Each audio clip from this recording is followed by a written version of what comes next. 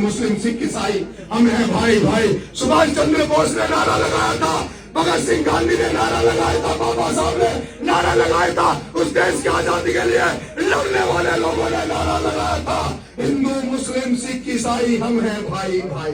भगत सिंह जी जिंदाबाद, भगत सिंह जी जिंदाबाद। लेकिन आज देश में धर्म के नाम पर जहर घोला जाता है, जाति के नाम पर जहर घोला जाता है, जाति और धर्म के नाम पर लोगों को लड़ाया जाता है। वोट मांगने आते हैं तब तो आपके दरवाजों पे ठोक देते हैं, नतमस्तक हो जाते हैं, आपको दुआई देते हैं कि भारतीय जनता पार्टी मुसलमानों की पार्टी नहीं है, मुसलमानों की पार्टी कांग्रेस है, इसलिए कांग्रेस को वोट देना। और जब आपके दरवाजे पे कांग्रेस आती है, मुस्लिम भाई कांग्रेस को अपनी पार्टी मानकर, धर्मनिरपेक्ष पार्टी मानकर वोट देता है।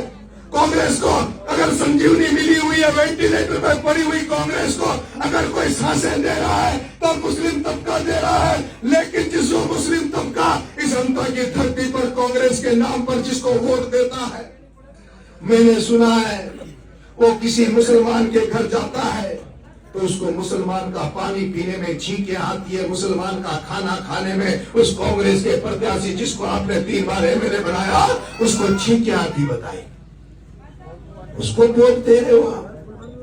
वो व्यक्ति जो मन में आपके प्रति अलग भाव रखता है, उस व्यक्ति को चेरिया के साथ ही वोट देते हैं।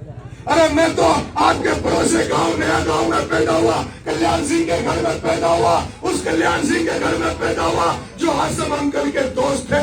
आसम अंकल बुलेट मोटरसाइकिल लेकर मेरे गांव जब जाते थे तो मैं बहुत छोटा था, लेकिन आसम अंकल को मैं अपने हाथों से खाना खिलाता था। उनके खिलाफ एक ग्रुप और भी था, यहाँ 2 ग्रुप हुआ करते थे और दोनों ग्रुप मेरे गाँव में जाते थे और बाबा दानवल के घर जाते थे। मेरे गाँव में घर जब जाते थे तो बाबा आका आसम को और उनके साथ जो जाते थे उनको मेहमानों की तरह हमारे गांव में पूछते हुए हमने देखा। मुझे तो जिंदगी में पता नहीं कभी जेल में काम पड़ेगा कि नहीं पड़ेगा। आज आपके दरबार में भीख मांग रहा है नरेश मीणा, मुस्लिम भाइयों आपसे भीख मांग रहा है। इस नरेश मीणा को 2.5 साल के लिए मौका दे दो।